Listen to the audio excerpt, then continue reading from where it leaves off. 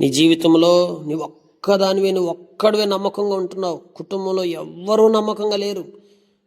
చుట్టూ ఉన్న మనుషులు ఎవరు నమ్మకంగా లేరని, కుటుంబ పరిస్థితులు ఏమాత్రం బాగోలేదని, అనేక రీతులుగా ఇబ్బందులు, శోధనలు, కరువులు, కష్టాల గుండా నువ్వు వెళ్తా ఎన్నో రీతులుగా బాధపడుతుంటే, ప్రియ సహోదరుడా, బాధపడొద్దు.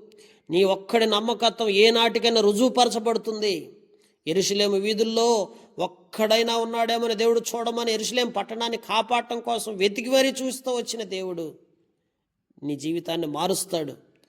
దానియేలు ఒక్కడు నమ్మకంగా ఉండటం వల్ల దానియేలు రాజ్యమంతటిని కూడా దీవెనకరంగా చేస్తూ వచ్చాడు.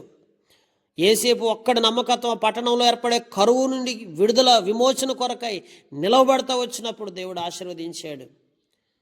మనిషి జీవితంలో ఒక్కడనే దేవుడు చూస్తున్నాడు. నీ ఒక్కడి నమ్మకత్వం ఈరోజు రుజువుపరచబడకపోవచ్చు, ఒక రోజుకి ఖచ్చితంగా నీవు ఆశీర్వాదకరంగా చేయబడతా వస్తావు.